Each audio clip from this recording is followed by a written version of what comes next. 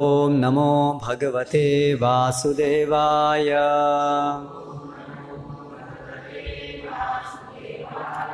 ओम नमो भगवते वासुदेवाय।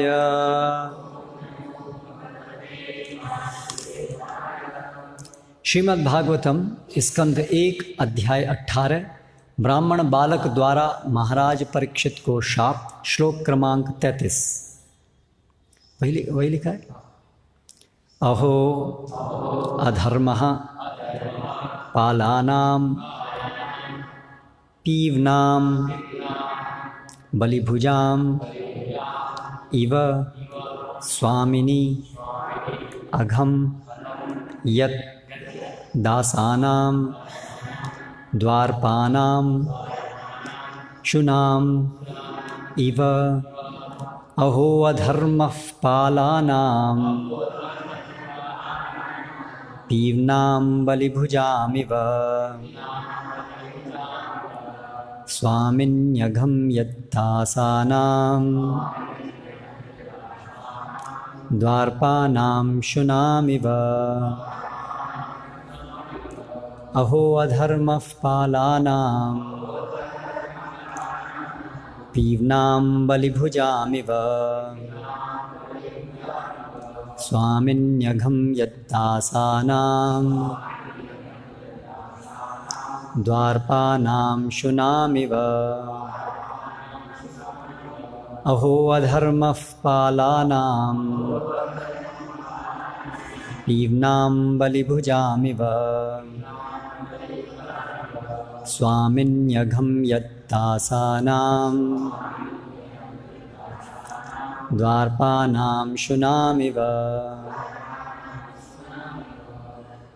अहो जरा देखो तो अधर्मः अधर्म पालानां शासकों का पीवनां पाले गए का बलिभुजां कौओं की तरह इव सदृश स्वामिनी स्वामी को अघम पाप यत जो है दासानां नौकरों का द्वारपानां दरवाजे की रखवाली करने वाले शुनाम कुत्ते के इव सदृश। अनुवाद एवं तात्पर्य द्वारा कृष्ण कृपा मूर्ति श्री श्रीमद् अभय चरणारविंद भक्ति वेदांत स्वामी श्रील प्रभुपाद। ब्राह्मण बालक श्रृंगी ने कहा, अरे शासकों के पापों को तो देखो, जो अधिशासी दास सिद्धांतों के विरुद्ध कौओं तथा द्वार के रखवाले कुत्तों की तरह अपने स्वामियों पर पाप ढाते हैं। तात्पर्य, ब्राह्मणों को समाज रूपी शरीर का शिर तथा मस्तिष्क माना जाता है और क्षत्रियों को बाहु। बाहुओं की आवश्यकता शरीर को सभी प्रकार की क्षतियों से बचाने के लिए पड़ती है, लेकिन बाहुओं को सिर तथा मस्तिष्क के निर्देशों के अनुसार कार्य करना होता है। यह प्राकृतिक व्यवस्था है जो परमेश्वर द्वारा की गई है, क्योंकि भगवत गीता में पुष्टि की गई है कि चारों वर्ण जिनके नाम ब्राह्मण, क्षत्रिय, वैश्य तथा शूद्र हैं, मनुष्यों के गुणों तथा उनके कार्यों के अनुसार निर्धारित किए गए हैं। स्वाभाविक है कि ब्राह्मण के पुत्र के लिए अपने योग्य पिता के निर्देशन में ब्राह्मण बनने के अच्छे अवसर प्राप्त रहते हैं, जिस प्रकार एक चिकित्सक के पुत्र के लिए योग्य चिकित्सक बनने का अच्छा अवसर रहता है। इस प्रकार वर्ण व्यवस्था अत्यंत वैज्ञानिक है। पुत्र को पिता की योग्यता का लाभ उठाना चाहिए और एक ब्राह्मण या चिकित्सक बनना चाहिए, अन्य कुछ नहीं। योग्य हुए बिना कोई न तो ब्राह्मण बन सकता है न चिकित्सक, और यही समस्त शास्त्रों तथा सामाजिक व्यवस्थाओं का अभिमत है।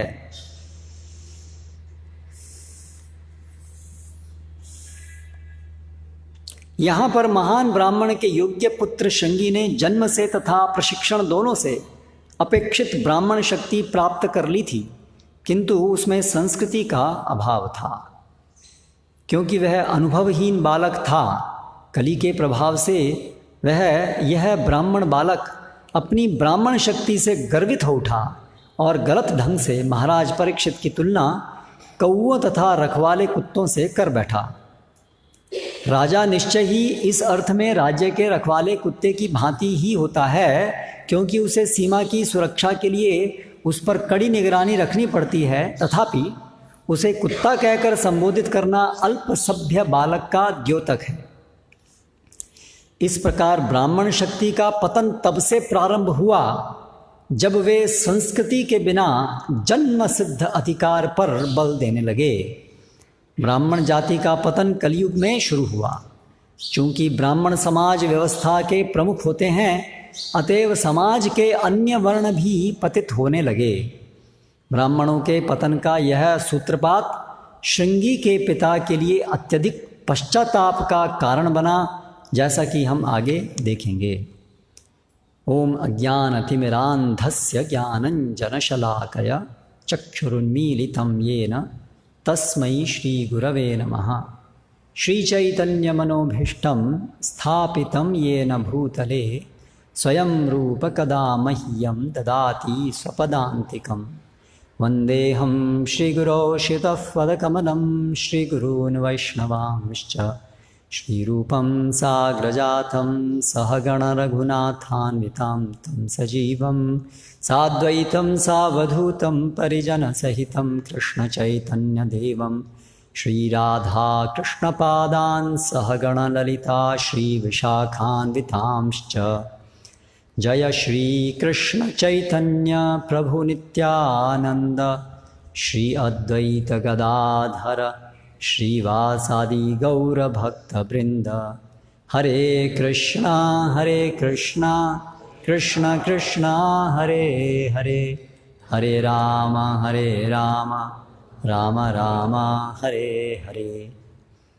अहो अधर्मः पालानां पीवनां बलिभुजामिव स्वामिन्यघम यद्दासानां द्वारपानां शुनामिव। ब्राह्मण बालक श्रृंगी ने कहा, अरे शासकों के पापों को तो देखो, जो अधिशासी दास सिद्धांतों के विरुद्ध कौओं तथा द्वार के रखवाले कुत्तों की तरह अपने स्वामियों पर पाप ढाते हैं।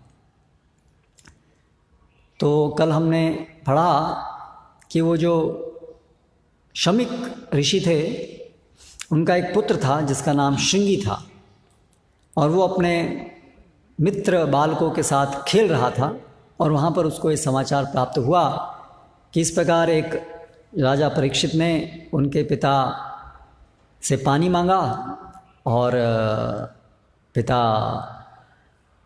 ने नहीं दिया, कुछ प्रत्युत्तर नहीं दिया। तत्पश्चात राजा ने क्रुद्ध होकर के वहाँ पड़े एक मृत सांप को उनके गले में डाल दिया। ऐसा समाचार उसको मिला, और ये समाचार सुन करके अभी उसकी क्या प्रतिक्रिया थी उसको इन श्लोकों में वर्णित किया गया है।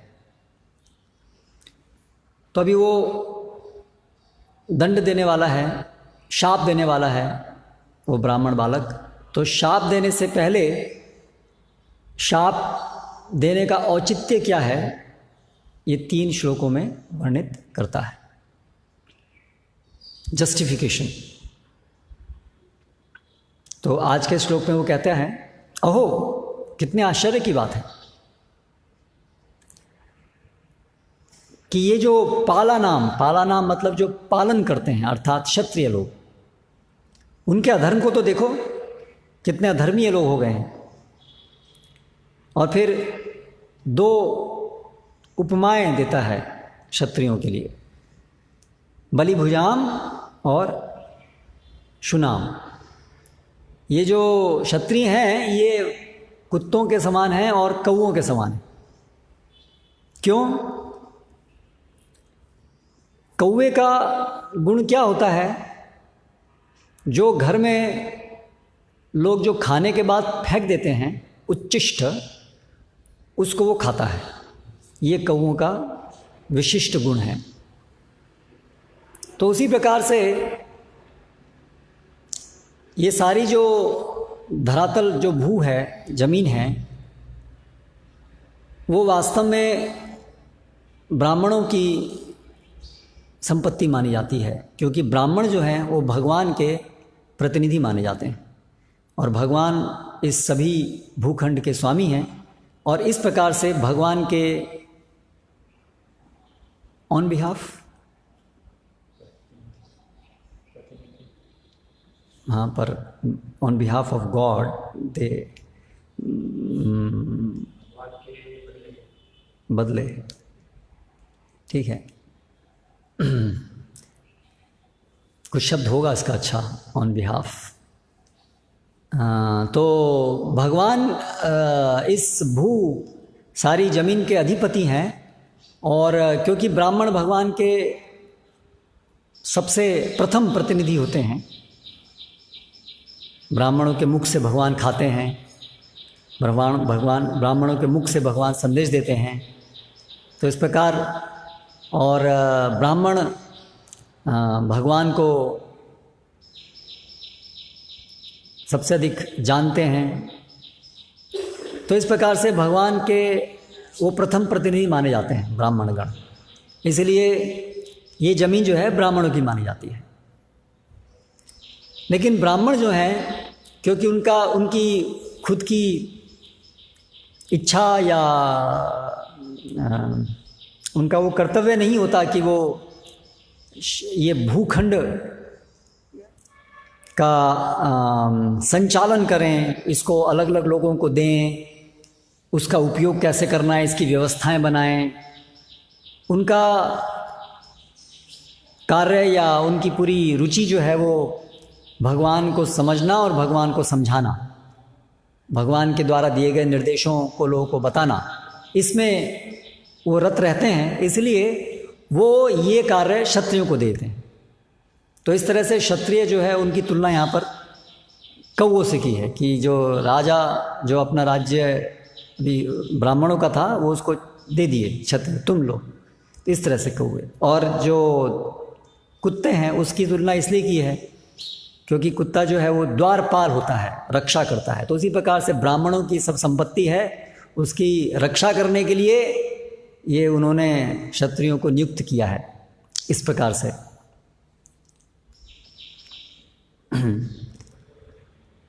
और पीवना मतलब मोटे तकड़े, तो हमारा ही खा करके ये मोटे तकड़े हुए हैं और अभी हमारे ऊपर ही अपराध कर रहे हैं, ये तात्पर्य है कहने का।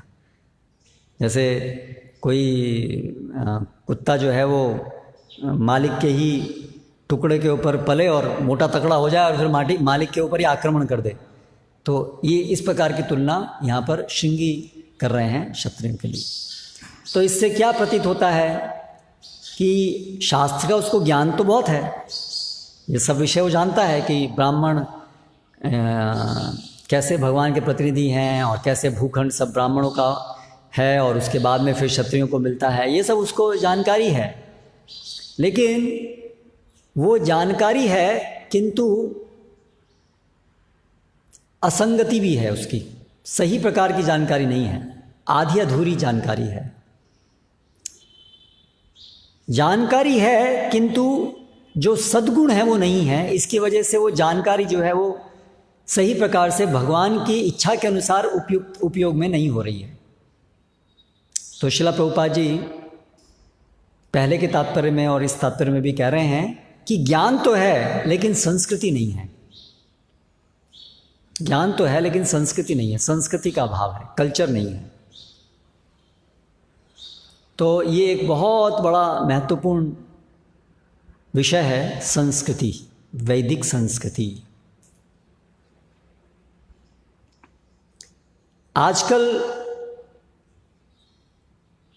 संस्कृति की जब बात आती है तो सामान्यतः हम क्या दिमाग में आता है, लोग क्या सोचते हैं संस्कृति से?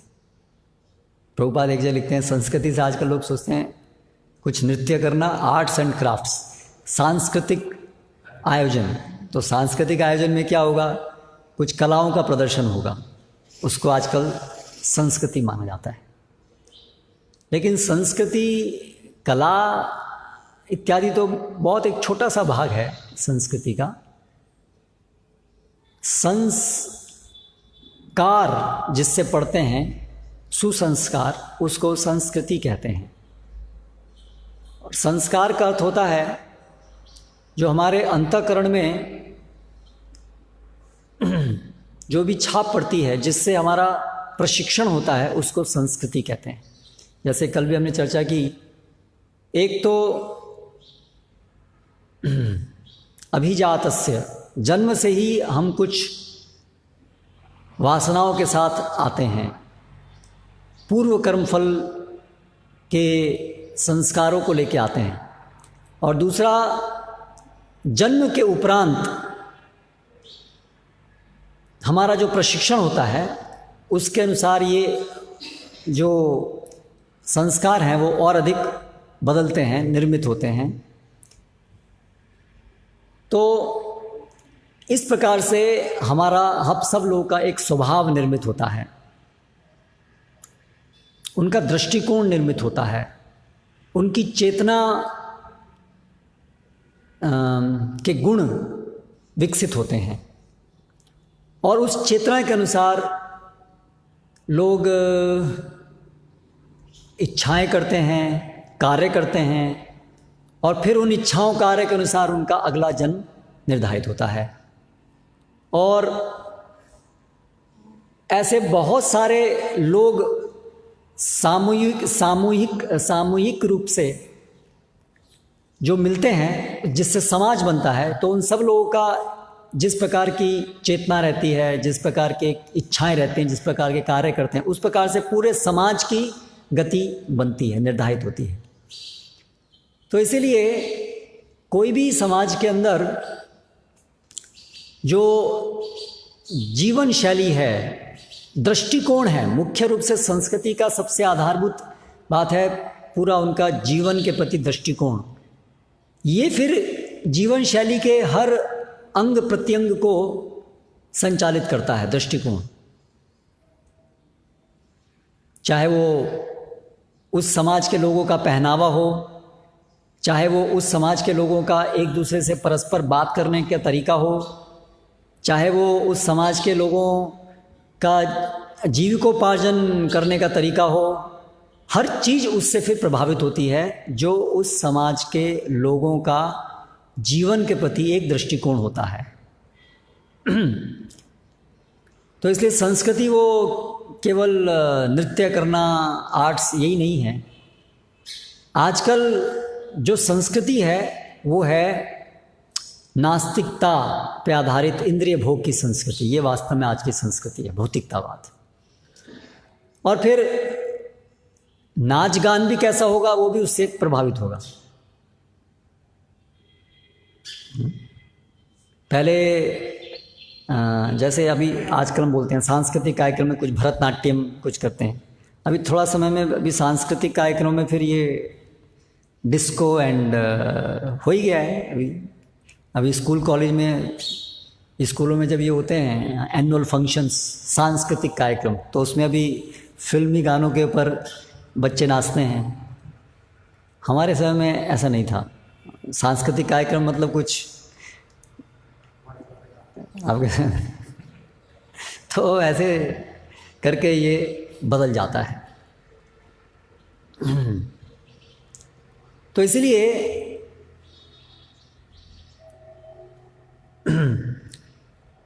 अगर कोई भी समाज को किसी दिशा में ले जाना है, या समाज कोई भी दिशा में जा रहा होता है, तो वो उसकी जो पूरी ये संस्कृति है उसका उसको बहुत प्रभाव पड़ता है हर चीज़ का। क्योंकि हर वस्तु जो है वो 3 गुणों से निर्मित होती है, और हम जिस चीज़ का संग करते हैं उसका प्रभाव हम पे पड़ता है। तो जैसा हम पहनते हैं वो भी 3 गुणों के अंदर है। सात्विक पहनावा, राजसिक पहनावा, तामसिक पहनावा। हमारे बात करने का तरीका वो भी 3 प्रकार का है, सात्विक, राजसिक, तामसिक, हर चीज़। तो इसलिए संस्कृति जो है वो हमारे को हर क्षण प्रभावित करती रहती है, हमारी चेतना को। और संस्कृति इन टर्न प्रभावित होती है कि पूरे जीवन का दृष्टिकोण क्या है, आधारभूत ज्ञान, जीवन का दृष्टिकोण, हम कौन हैं, यहाँ से शुरू होता है। हम कौन हैं, क्या हम शरीर हैं या हम आत्मा हैं। जब यही सबसे आधारभूत चीज़ गड़बड़ है तो यानी कि बिल्कुल हमारा फंडामेंटल बेस गड़बड़ हो गया, फिर उसके ऊपर की जितनी भी चीज़ें होंगी वो सब गलत ही होंगी। इसलिए ये आधुनिक सभ्यता, आधुनिक संस्कृति या सभ्यता जो भी है, उसकी सबसे मूलभूत कमी ये अज्ञानता है कि हम कौन हैं। वो ये सोचते हैं कि हम शरीर हैं और हम शरीर हैं, इसके आधार पर संस्कृति टिकी है। आधुनिक संस्कृति इस आधार पर चल रही है। जब हम ये सोच लेते हैं कि हम शरीर हैं तो फिर शरीर का सुख ही हमारे जीवन का लक्ष्य बन जाता है और पूरे समाज का लक्ष्य समाज के सब लोगों को अधिक से अधिक शारीरिक सुख प्रदान करना बन जाता है। उसके अनुसार फिर हमारी हर चीज़ निर्धारित होती है। हमारे नियम, लॉज भी उसी प्रकार से बनते हैं। फिर जैसे पहले था कि डाइवोर्स जैसा कुछ नहीं है, डाइवोर्स नहीं है, डाइवोर्स पाप माना जाता था। पति पत्नी, स्त्री पुरुष जो है वो कभी भी एक बार विवाह हुआ तो वो इस प्रकार से फिर अलग हो करके और इस प्रकार से दूसरे से विवाह नहीं कर सकते थे, ये पाप माना जाता था। तो जब वैदिक संस्कृति में तो था, अभी जब तथाकथित स्वतंत्रता हमको मिली तब जो हिंदू हैं उनके ऊपर ये हिंदू लॉज, अधिनियम लगाए जाते थे कि भाई हिंदू लोग ये पालन करते हैं इसलिए इनको ये पालन करें। फिर धीरे धीरे धीरे जैसे जैसे समय बीता तो अभी ये देखा गया कि अभी ज़्यादातर हिंदू तो हिंदू नियम पालन नहीं करना चाहते हैं, वो तो अभी चाहते हैं इनसे बाहर निकलना। तो इसलिए फिर एक समय पर उन नियमों के अंदर चेंज कर दिया गया। ठीक है, पहले हिंदू उसमें था कि स्त्री पुरुष, पति पत्नी जो है वो अन्य किसी अविवाहित स्त्री पुरुष के साथ में संबंध नहीं रख सकते हैं, ये एक नियम है वैदिक संस्कृति के अंदर। लेकिन अभी धीरे धीरे ऐसा देखा गया कि ये अभी नियम जो है लोग ज़्यादा स्वीकार नहीं करना चाहते हैं। ज़्यादातर लोग चाहते हैं कि ये स्वतंत्रता होनी चाहिए, विवाहित लोगों को भी स्वतंत्रता होनी चाहिए कि वो किसी के अन्य के साथ भी संबंध रख सकते हैं। तो इसलिए अभी रिसेंटली ये लॉ भी चेंज कर दिया गया। चेंज कर दिया गया मतलब लॉ को इंटरप्रेट कर दिया गया और आवश्यकता पड़ने पर उसमें चेंज भी कर दिया जाएगा। तो इससे हम क्या देख रहे हैं कि जो हमारी जीवन शैली है, जो हमारी कल्चर है, वो इस आधारभूत जो गलत समझ है कि हम शरीर हैं, उसकी वजह से कैसे एक एक करके पूरी बदलती जा रही है। हम शरीर हैं इसलिए धर्म का स्थान नहीं रह गया। इसलिए क्या हुआ कि जब स्वतंत्रता मिली तो डिक्लेयर किया गया कि हम जो है वो धर्मनिरपेक्ष राज्य हैं। और धर्मनिरपेक्ष की एक समझ, उसको सेक्युलर, धर्मनिरपेक्ष का मतलब ले लिया सेक्युलर। सेक्युलर मतलब होता है जिसको धर्म से कोई लेना देना नहीं है।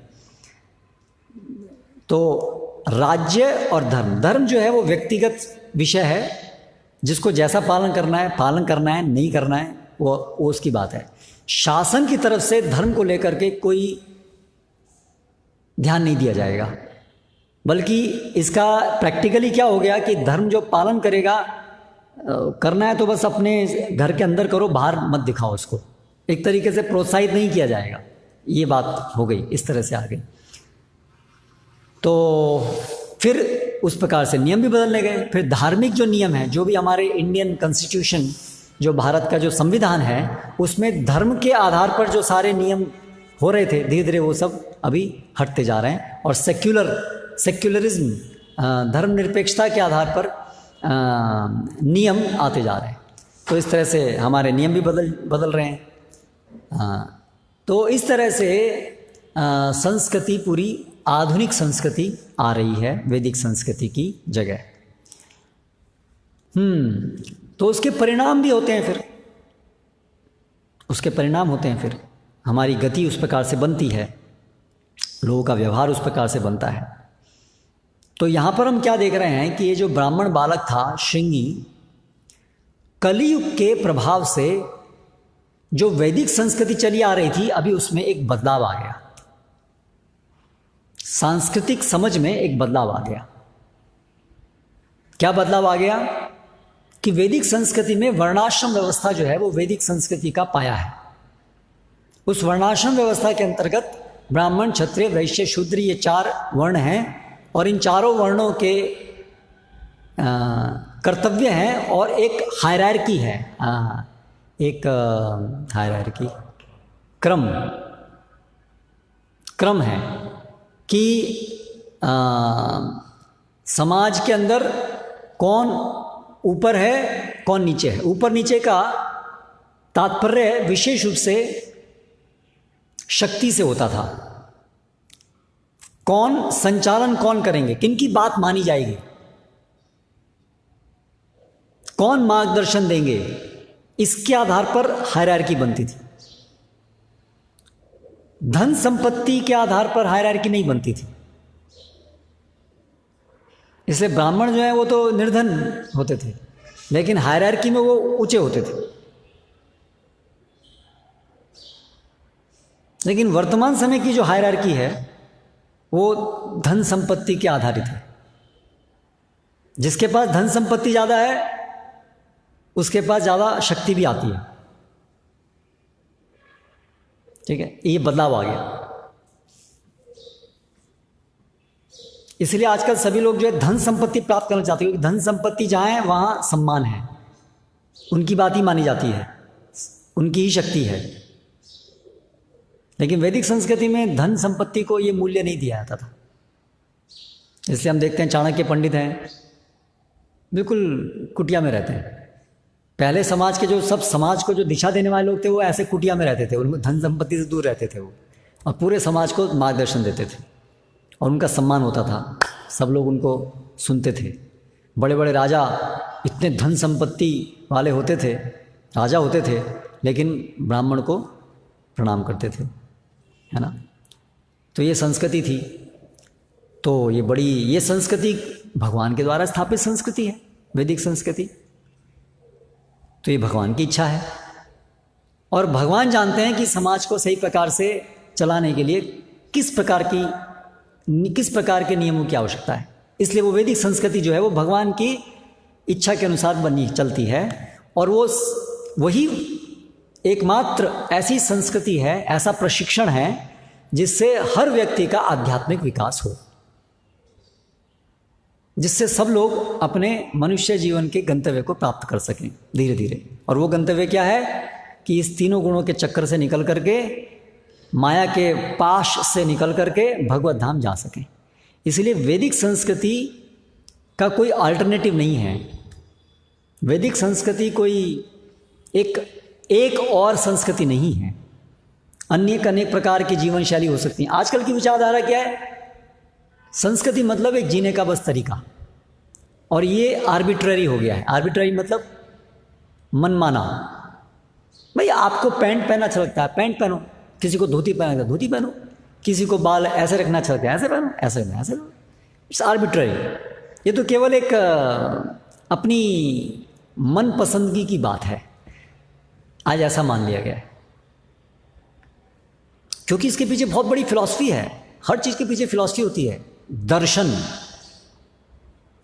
जो वैदिक संस्कृति है उसके पीछे दर्शन क्या है कि भगवान हैं, हम सब उनके दास हैं। सृष्टि करता है भगवान, जब सृष्टि करता है तो सृष्टि करता के नियम आ गए, और हम दास हैं तो हम उनके सेवक हैं। तो हमें उनकी इच्छा के अनुसार कार्य करना चाहिए। We should be obedient. हम उनके दास हैं, उनके अनुसार हमें चलना चाहिए। तो इसलिए कौन निर्धारित करेगा कि क्या करना चाहिए क्या नहीं करना चाहिए? भगवान निर्धारित करेंगे। इसलिए बिल्कुल कठोर नियम आ गए, ये करना है ये नहीं करना है, क्या गलत है क्या सही है, पहचान कहाँ से होगी? भगवान से होगी, क्योंकि वो हैं सृष्टिकर्ता। ठीक है। लेकिन आधुनिक जो जीवन शैली है, जो समय है, उसमें जो अंडरलाइंग फिलॉसफी है, उसके दर्शन जो है वो क्या है? प्रवृत्तिम चा निवृत्तिम चा जनाना विदुरासरा। नहीं उसके बाद का श्लोक, असत्यम अप्रतिष्ठम ते जगत आहुर अनीश्वरम। असत्यम अप्रतिष्ठम जगत आहु अनीश्वरम। इस जगत का कोई ईश्वर नहीं है। ये जगत जो है इसमें कोई मूलभूत सत्य कुछ नहीं है। सभी कुछ सापेक्ष सत्य है। जो एक व्यक्ति के लिए सत्य कुछ है, एक व्यक्ति के लिए कुछ है, सभी के लिए एक सत्य नहीं है। ठीक है। अपरस्पर संभूतम किमन्यत काम हेतुकम।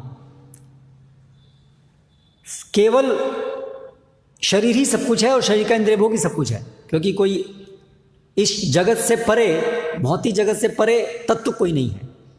इसलिए एकमात्र जो है वो यही है जो भी कुछ है, और वो सब अनित्य है। इसलिए इसमें जितना जो भोग कर से करो, बाकी ऐसा कोई नित्य जीवन, नित्य तथ्य कोई नहीं है। तो ये आज के समाज की आधारभूत विचारधारा है।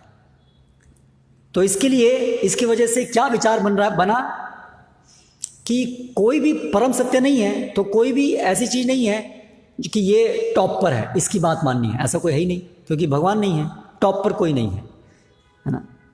सब व्यक्ति इक्वल है, सब बराबर है। इसलिए अल्टीमेटली कोई हायरार्की नहीं है, ये क्रम ऊपर नीचे कोई नहीं है। इसे इगैलिटेरियन आइडिया आ गया, सब समान है ना, सब समान है, कोई बड़ा कोई नीचा नहीं है। बड़ा नीचा टेम्परेरी हो सकता है, किसी को आज ज़्यादा ज्ञान है इसलिए थोड़ा चलो ठीक है, उसकी बात मान लो, उसको क्या ज्ञान ले लो, लेकिन ज्ञान लेके आप भी उसके बराबर हो सकते हो।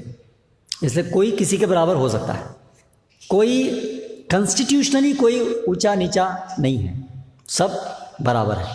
और सब अंत में केमिकल हैं, इसलिए सब बराबर हैं सब निर्जीव हैं, इसलिए कोई ऊपर नीचे है ही नहीं। हाँ, तो इसलिए इस विचारधारा के तहत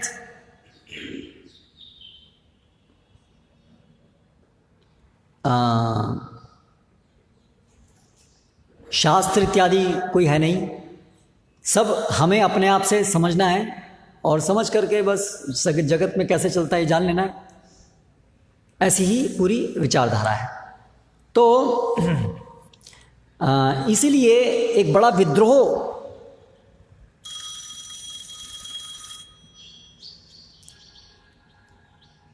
बड़ा एक विद्रोह की भावना आजकल के लोगों में है कि ये जो पहले के समाज में ब्राह्मण ऊपर माने जाते थे, सब उनकी ऐसे पूजा करते थे, सन्यासी हैं, ये सब शोषण करने के लिए था, ऐसी उनकी विचारधारा आज बन गई है।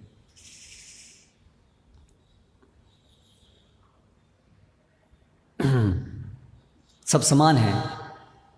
और ये जो विचारधारा बनी कि सब शोषण करने के लिए था, उसके पीछे ऐसे कुछ चीज़ें भी हुई जिससे कि इस भ्रांत धारणा को और बल मिल गया। तो वो कैसे शुरू हुआ, ये वर्णाश्रम का ह्रास होना, वो इतिहास हमें यहाँ से मिलता है। कलयुग का आरंभ में क्या क्या हुआ जिससे कि वैदिक संस्कृति का पतन हुआ, वो हमें यहाँ पर अभी जानने को मिल रहा है। तो श्रील प्रभुपाद जी क्या कह रहे हैं कि वर्णाश्रम व्यवस्था चरमरानी तब शुरू हुई जब उच्च वर्ण के लोगों ने निम्न वर्ण के लोगों को घृणा के प्रति घृणा करनी शुरू की। तब से ये बीज था, वर्णाश्रम व्यवस्था के खत्म होने का बीज यहाँ से आरोपित हो गया। और सबसे पहला पात्र इसका था श्रृंगी, यहां से शुरू हुआ। कलयुग ने उसको भ्रष्ट किया, श्रृंगी ऋषि को भ्रष्ट किया, क्योंकि पूरे समाज का जो मार्गदर्शन करने वाला है वो ब्राह्मण वैदिक संस्कृति में। तो सबसे पहले ब्राह्मण को भ्रष्ट किया। जब ब्राह्मण भ्रष्ट हो गए तो ऑटोमेटिकली सारे नीचे वाले तो भ्रष्ट अपने आप हो जाएंगे। जैसे भगवान बताते हैं ना कलयुग भगवद गीता के अंदर कि इन बुद्धि मन और इंद्रिया अस्य अधिष्ठानम उच्यते, काम यहाँ बैठा हुआ है, यहाँ अटैक करो। तो उसी प्रकार से कलयुग ने, कली पुरुष ने ब्राह्मण को अटैक किया कि पहले इसको भ्रष्ट कर दो, जब ये भ्रष्ट हो जाएगा तो धीरे धीरे सब भ्रष्ट हो जाएंगे। तो ऐसे करके सब वर्ण भ्रष्ट हो गए। तो सबसे पहले भ्रष्टता क्या आई? कली के प्रभाव से गर्व होना, ये था भ्रष्ट होने का शुभारंभ। अंग्रेजी में कहावत भी है ना, प्राइड कम्स बिफोर फॉल, है ना, प्राइड प्रिसीड्स फॉल। गर्व जब, अहंकार जो है, गर्व जो है वो पतन का कारण बनता है। इसलिए कलियुग ने क्या किया? ब्राह्मण को ब्राह्मण के ही गुण के ऊपर गर्व होना सिखा दिया। अभी प्रभुपाद लिख रहे हैं कि परीक्षित महाराज के अच्छी व्यवस्था के कारण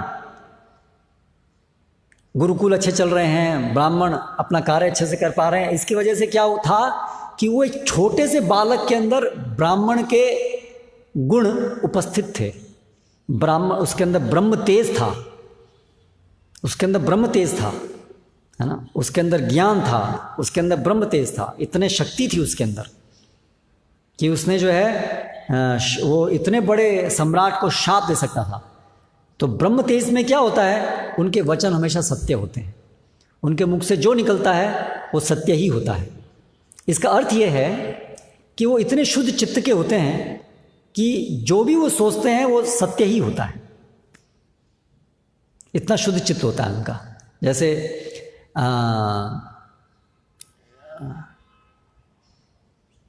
मुझे प्रसंग एग्जैक्टली याद नहीं आ रहा, महाभारत में था, युधिष्ठिर महाराज कहीं किसी प्रसंग में उनके मुख से कुछ चीज़ निकलती है तो बोलते हैं ये मेरे मुख से निकली है तो ये सही होगी, ये गलत नहीं हो सकती।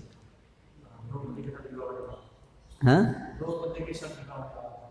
हाँ हाँ हाँ, ये धर्म ही है, ये धर्म नहीं हो सकता, क्योंकि मेरे यानी उनका चित्त इतना शुद्ध है कि ऑटोमेटिकली जो भी उनके मन में विचार आएगा वो सही होगा। इसी को हम आज भी ले सकते हैं, आज इतना शुद्ध है कि जो भी विचार आएगा वो अधर्मी होगा। करेक्ट, ऐसे ही हो रहा है। ये लॉ जो बनाते हैं, जो भी सब जो सोचते हैं वो उल्टा ही होता है। धर्मम अधर्मम इति वा, धर्म को अधर्म, अधर्म को धर्म ही मानते हैं, क्योंकि पूरा अंदर से कंटेमिनेटेड है, तो जो भी विचार आएगा उल्टा ही होगा। इसलिए अगर आज के लोग अगर किसी की संस्तुति कर रहे हैं तो समझ लीजिए वो गलत ही होगा, लाइक दैट, नेचुरल। तो इस तरह से तो इसलिए, और उनकी इतनी शक्ति होती थी कि जब उन्होंने कोई चीज़ बोल दी कि इसका इस प्रकार से होगा, ये 7 दिन के अंदर मर जाएगा, तो इतनी शक्ति उनके अंदर थी कि देवतागण इत्यादि भी उसी प्रकार से वो व्यवस्था करते थे। हाँ ठीक है, तो इतनी उसके अंदर शक्ति थी। तो वो शक्ति ये दिखा रही है कि इतनी सुंदर व्यवस्था थी, है ना। तो हम देखते हैं कि मंत्र से इतने सारे कार्य हो जाते थे। ब्राह्मण, इवन क्षत्रिय भी, ये सब बड़े शक्तिशाली थे। लेकिन क्या हुआ कि अभी वो शक्ति तो है, ब्रह्म तेज है, लेकिन अभी घमंड घुस गया, अभिमान आ गया, और वहाँ से फिर धीरे धीरे सब ह्रास हो गया। और आजकल की स्थिति आप देखिए ब्राह्मणों की क्या है। एक ये ब्राह्मण है जो शाप दे सकते हैं इतने बड़े उसको, और एक वर्तमान समय के ब्राह्मण हैं। क्या शक्ति है आजकल के ब्राह्मणों में? कोई शक्ति नहीं। उनको तो शास्त्र भी नहीं पता है, कुछ श्लोक भी नहीं पता है, और जीवन में क्या सफाई इत्यादि सब कुछ नहीं। तो कितना ह्रास हो गया है। मांस खाते हैं, सब कुछ झूठ बोलते हैं। तो आप देख सकते हैं, एक ये स्तर देखिए और एक स्तर देखिए। लेकिन ये जो ब्राह्मण बालक था, ये भी यहाँ से दोष प्रदूषण शुरू हो गया घमंड का। तो ब्राह्मण जो हैं, आप देखिए भगवत गीता के अंदर अलग अलग वर्णों के गुण और गुण बताए गए हैं, कार्य बताए गए। उन कार्यों में ब्राह्मण के क्या बताए गए हैं? क्षमा दमा तप शौचम शांतिर आर्जवम एवच ज्ञान विज्ञानम आस्तिक्यम ब्रह्म कर्म स्वभावजम। ब्रह्म के कर्म क्या है? क्षमा दमा, इंद्रियों का संयमन, मन का संयमन, ज्ञान विज्ञान आस्तिक्यम शांति, ये सब आर्जवम, ये सब कार्य हैं उसके। करेक्ट। तो उसके ब्राह्मण का जो मुख्य है वो उसके ये गुण हैं। हाँ, उसके जो कार्य हैं ऑफ कोर्स पठन पाठन यजन याजन दान प्रतिग्रह ये उसके कार्य हैं, पर ब्राह्मण के लिए मुख्य जो है वो उसके ये गुण हैं। कार्य करना अपने आप में कोई विशेष उसमें वो नहीं है ना, पूजा अर्चना करना है ना, दान देना, लेकिन मुख्य उसके पीछे है कि ये गुण होंगे तो ही वो कार्य ढंग से हो पाएंगे। इसलिए गुणों के ऊपर बड़ा जोर है। इसलिए ब्राह्मण के लिए ऐसे देखने में लगेगा लोगों को, ब्राह्मण क्या करते हैं, कुछ विशेष कुछ मेहनत का काम तो नहीं करते हैं, कुछ पाठ करते हैं बस। अरे ये क्या काम हुआ, बस पाठ कर रहे हैं, शास्त्र पढ़ रहे हैं, बस क्या काम हुआ। या कुछ शास्त्र पढ़ा रहे हैं। आजकल के लोगों को तो शास्त्र पढ़ाना ही बेकार का काम लगता है। करेक्ट, कुछ टेक्निकल नॉलेज लो तो कुछ उससे पैसा कमाया कुछ होगा, ये क्या बेकार की पढ़ाई कर रहे हो, है ना। और पूजा करना, ये क्या पूजा करना, ये बेकार का काम है। तो उनको लगता है ब्राह्मण लोग जो है निठल्ले, बेकार काम करने वाले लोग। करेक्ट, तो लोगों की समझ में नहीं आएगा आजकल के लोगों की। लेकिन वैदिक संस्कृति में ब्राह्मण को पूजा जाता था उनके गुणों के कारण। उनके अंदर इंद्रिय संयमन है, उनके अंदर ये सब गुण हैं, आस्तिकता है। इससे क्या होगा, वो शास्त्र को समझ पाएंगे, ब्रह्म क्या है, भगवान कौन है, इसको समझ पाएंगे। क्योंकि भगवान को समझने के लिए ये गुण जरूरी है, और ये गुण ब्राह्मणों के अंदर अधिक सर्वाधिक मात्रा में उपस्थित हैं। इसलिए वो भगवान को समझ सकते हैं, इसलिए वो भगवान को समझा सकते हैं, इसलिए वो संसार कैसे चलना चाहिए भगवान के अनुसार वो ब्राह्मण जान सकते हैं, इसीलिए वो सबको मार्गदर्शन दे सकते हैं। ये कनेक्शन है।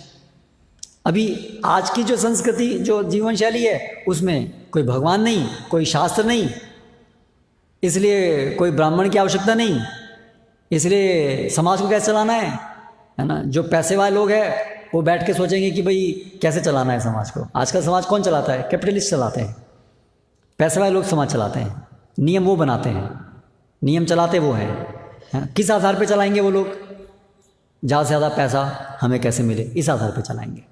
ठीक है, तो उसमें ब्राह्मणों की जरूरत क्या रह गई। इससे उनको ब्राह्मण लोग सब बेकार के लोग दिखते हैं। ठीक है, आजकल सबसे इम्पोर्टेंट कौन है, जो अच्छा पैसा कमा सके, वो सबसे इम्पोर्टेंट है। तो आप देखिए इस तरह से पूरी कैसे संस्कृति बदल जाती है, वैल्यूज़ बदल जाती हैं, सब कुछ बदल जाता है। तो ये सब ह्रास शुरू हुआ कि जब ब्राह्मण को गर्व हो गया। तो इसीलिए पहले ये वैदिक संस्कृति के अंदर भगवान जैसे बताते हैं, चातुर्वर्णम मया सृष्टम गुण कर्म विभागशः। ये वर्ण जो है गुण कर्म के आधार पर हैं, जन्म के आधार पर नहीं है। लेकिन जब ह्रास होना शुरू हुआ तो गर्व हो गया ब्राह्मण को कि मैं ब्राह्मण हूँ, ये सब क्षत्रिय कुत्ते हैं, ये इनको हमारी सेवा करनी चाहिए। तो गर्व हो गया, और गर्व की वजह से फिर गुण खत्म हो गए धीरे धीरे। ब्राह्मण के अंदर गुण धीरे धीरे खत्म होने लगे, और अभी गुण तो बचे नहीं, लेकिन घमंड है और शोषण करने की प्रवृत्ति आ गई। तो उसके लिए क्या जरूरी हो गया कि जन्म के आधार पर सुनिश्चित करना अभी जरूरी हो गया, क्योंकि उसी के आधार पर अभी अपना वर्चस्व बना के रखा जा सकता है ना। इसलिए धीरे धीरे गुण कर्म की जगह जन्म के आधार पर निश्चित हो गया। ये निश्चित कर दिया, भाई देखो हमारा जन्म, हम ब्राह्मण परिवार में, हम ब्राह्मण हैं, तुम ब्राह्मण कभी नहीं बन सकते। फिर जब हमारा जन्म से हो गया तो गुणों की आवश्यकता ही नहीं है। करेक्ट, अगर ये फिक्स कर दिया गया कि भाई ब्राह्मण का पुत्र ही ब्राह्मण बनेगा और कोई नहीं बन सकता, तो मुझे गुण प्राप्त करने की जरूरत ही नहीं है, ट्रेनिंग की जरूरत ही नहीं है, मैं फिक्स हो गया जन्म से। करेक्ट, जैसे आजकल है मिनिस्टर का लड़का मिनिस्टर, अगर ऐसा हो गया तो फिर आप देखिए नेक्स्ट जनरेशन थर्ड क्लास हो जाएगी। ये नेचुरल है। जहाँ पर आपने फिक्स किया कि इसका लड़का, जैसे इंदिरा गांधी, राजीव गांधी, तो आते आते वो बेकार हो ही जाएंगे। ये नेचुरल है। जहाँ पर ये सिस्टम होगा, कोई भी संप्रदाय में आप देख लीजिए, जहाँ पर ये सेमिनल, क्योंकि फिर वहाँ गुण नहीं रहेगा ना, वो फिजिकली फिक्स हो गया, तो फिर प्रेरणा नहीं रही कि हमें गुण प्राप्त करना है। गुण प्राप्त करने की जरूरत क्या है। हाँ, जैसे एक अमीर बाप होता है, एक दो जनरेशन के बाद में वो भ्रष्ट हो जाते हैं, नॉर्मल टेंडेंसी है। अगर पिता जो है बच्चे को संपत्ति ऐसे दे दे, बेटे मैंने तेरा कमाई, तुझे कुछ कमाने की जरूरत नहीं है, मेरा पास कमाया हुआ है ना, तो बच्चा जो है भ्रष्ट हो ही जाएगा वो। करेक्ट, क्योंकि उसको पता है मुझे क्या करना है, पिताजी ने कमा के रखा है, तो बिगड़ जाएगा। लेकिन अगर पिता बोले देख तेरे को अपनी संपत्ति अपने आप कमानी है, कुछ नहीं दूंगा मैं, तो सब ठीक चलेगा। लेकिन ऐसा कोई पिता करता नहीं है, वो तो कमाते इसलिए हैं बच्चे के लिए, बच्चे को कुछ कमाना नहीं पड़े, तो बच्चे को बिगाड़ने का फार्मूला है। अगर बच्चे को बिगाड़ना है तो उसको लाड प्यार करो, उसको कमा के दे दो, अपना आप बिगड़ जाएगा वो। ठीक है, तो उसी प्रकार से ये है कि ब्राह्मण का बच्चा ब्राह्मण, क्षत्रिय का बच्चा क्षत्रिय, ऐसा बनाएंगे तो बिगड़ जाए। ऐसा ही हुआ है ना। तो इसलिए आप देखिए भगवान ने जो सब बनाए हैं वो बिल्कुल वैज्ञानिक, ये भगवान है। हम उसमें अगर छेड़खानी करेंगे तो गड़बड़ हो जाएगी। तो इस तरह से हमें गुणों के ऊपर ध्यान देना है। ठीक है, ब्राह्मण का बच्चा ब्राह्मण है, बहुत अच्छी बात है, वो ब्राह्मण होने के उसके पास बहुत अच्छे अवसर हैं, तो इस तरह से उसका उपयोग होना चाहिए। इसलिए सामान्य रूप से ऐसा होता था कि ब्राह्मण का बच्चा गुणों से भी ब्राह्मण ट्रेन हो जाता था। जन्म से भी ऐसा होता था, जन्म से मतलब ऐसी ही आत्मा को जन्म मिलता था जो ब्राह्मण के लिए ट्रेनिंग के लिए उपयुक्त है, और फिर ट्रेनिंग भी अच्छी होती थी, जिससे कि सामान्य रूप से ऐसा होता था। लेकिन अगर इसको नियम बना दिया जाए कि ऐसा ही होगा, तो हो गई गड़बड़, तो फिर ब्राह्मण का वो सब गुण खत्म हो गए। और इसलिए जो हमारी पूरी हम देखते हैं वैदिक संस्कृति में परंपराएं के बाद परंपराएं चली आती थी। ब्राह्मण के घर में ब्राह्मण जन्म लिए जा रहे हैं, क्षत्रिय घर में क्षत्रिय आए जा रहे हैं। तो ये अच्छा है ऐसा हो जाए तो फिर हर बार सोचना नहीं पड़ेगा। किसी का बच्चा हो, अब इसको 10 साल तक सोचते रहो ये है कौन, ये ब्राह्मण है, क्षत्रिय, वैश्य, शूद्र है, इतने में टाइम निकल गया पूरा देखते देखते। तो ये बहुत खराब सिस्टम है अगर हमें देखना पड़े। लेकिन उसका मतलब ये नहीं है कि जन्म से फिक्स कर दिया जाए जब गुण ही नहीं है तो। लेकिन होना ये चाहिए कि ऐसी अच्छी ट्रेनिंग होनी चाहिए, ऐसे अच्छे संस्कारों का सिस्टम होना चाहिए कि स्वाभाविक रूप से, सामान्य रूप से ब्राह्मण के घर में ब्राह्मण आते रहें, क्षत्रिय घर में क्षत्रिय आते रहें, वैश्य घर में वैश्य आते रहें, शूद्र घर में शूद्र आते रहें, और सब जो है भक्ति करते रहें, है ना। क्योंकि मेन तो वो है, चाहे शूद्र हो चाहे ब्राह्मण हो, से फर्क क्या पड़ता है, आप भक्ति करो, भक्ति भगवत धाम जाओ, बस खत्म हो गई कहानी। सरल हो गया सामाजिक संरचना, है ना। लेकिन आजकल तो सबके लिए बड़ा प्रश्न है, क्या बनेगा भाई, 30 साल तक पता नहीं चलता क्या बनेगा। सब कंफ्यूजन में है, और जो भी बनेगा इंद्रिय भोगी, शराबी, और ये उचक्का ही बनेगा, और कुछ तो नहीं बनेगा। तो ये वैदिक संस्कृति के हिसाब से ऐसा सब हो गया है। तो इसलिए अगर हमें वर्णाश्रम को पुनर्स्थापित करना होगा तो हमें ये तो समझना होगा कि हम जन्म के आधार पर तो नहीं कर सकते हैं, हमें गुण के आधार पर। अभी इसका कोई विकल्प नहीं रह गया है, अभी हमें गुण के आधार पर चुनना होगा। इसलिए बड़ा ध्यान देने की जरूरत है कि शास्त्र कौन पढ़ रहा है, कौन सुना रहा है ना। क्योंकि अगर गुण नहीं है, संस्कृत पढ़ लिया, कुछ किसी के अंदर एकेडमिक बुद्धि होती है, तो वो जरा अच्छे से शास्त्र को पढ़ करके इसको उस श्लोक में ये बताया, यहाँ ये बताया, उसको एकेडमिकली उसको अच्छे से एनालाइज कर पाते हैं। तो अगर हम ये सोच लें हाँ जो एकेडमिकली स्ट्रांग है उसको प्रचारक बना दो, तो फिर वही हो जाएगा श्रृंगी जैसा जो हुआ। इसलिए प्रचारक ब्राह्मण गुण देखना पहले जरूरी है, एकेडमिक नॉलेज से नहीं हो, नहीं तो गर्व हो जाएगा उनको जो हुआ। इसलिए सबसे पहले गुरुकुल में ट्रेनिंग क्या होती है ब्राह्मणों के लिए, है ना, मीनियल सर्विसेज। ब्रह्मचारी गुरुकुले वसानदान्तो गुरोर्हितम, नहीं कि पहले आते ही वेद पाठ शुरू हो जाता है। पहले आते वेद पाठ शुरू करा दिया तो उसको तो गर्व हो जाएगा, अरे मैं तो बहुत इंटेलिजेंट हूँ, मेरे अंदर बहुत मेमोरी है, इतने साल मुझे आ गया, तो गुरुजी अभी मैं आपका गुरु बन गया। फिर ऐसा ही करेगा वो। इसलिए पहले ब्रह्मचारी को पहले उसको विनम्रता, उसको पहले घमंड उसका ये हटना चाहिए, है ना। ये ट्रेनिंग जरूरी है। तो ये सब बड़ी सूक्ष्म चीज़ें हैं, अगर इनका ध्यान नहीं रखा जाएगा तो फिर श्रृंगी जैसे ब्राह्मण बनेंगे। तो इसलिए पात्रता पहले लानी जरूरी है। इसलिए जो भी प्रचारक हैं उनकी बड़ी जिम्मेदारी है, हाँ, कि वो हमेशा, हम ये सब जो भी कार्य कर रहे हैं भगवान की सेवार्थ कर रहे हैं। हर व्यक्ति के अंदर ये विचार हमेशा रहना चाहिए, हम सेवार्थ कर रहे हैं। और सबसे ज़्यादा ब्राह्मण और क्षत्रिय के अंदर रहना चाहिए, क्योंकि वो बिगड़े तो समाज को कोई नहीं बचा सकता। शूद्र बिगड़ेगा तो संभालने वाले ऊपर वाले हैं और उनका इतना प्रभाव नहीं होता है ना, तो इसलिए कम लोग बिगड़ेंगे, कम प्रभाव पड़ेगा। लेकिन अगर ब्राह्मण बिगड़ गया तो सब कुछ बिगड़ जाएगा। आजकल ब्राह्मण ही बिगड़ा हुआ है। ये सारे जो फिलॉसफर हैं वो कौन हैं? बिगड़े हुए ब्राह्मण हैं। डार्विनवाद, एक ब्राह्मण बिगड़ा हुआ, डार्विन बड़ा विचारक, फ्रॉयड, मार्क्स, कार्ल मार्क्स, ये सब कौन है? बिगड़े हुए ब्राह्मण। क्योंकि कलयुग में क्या है, असुर लोग ब्राह्मण बन करके आएंगे, तो ये इनके उदाहरण हैं। तो इन लोगों ने ऐसी ऐसी फिलॉसफी देते हैं लोग, और पूरा संसार उस रास्ते पे चलता है और उससे सब पूरा समाज नष्ट भ्रष्ट जाता है। एक मार्क्सवाद से आप देखिए क्या हालत है। ऐसे ही सब अलग अलग बात देने वाले चल रहे हैं सब। तो इसीलिए प्रभुपाद ने ये इस्कॉन स्थापित करने के पीछे सबसे पहला हेतु था रियल ब्राह्मण बनाना।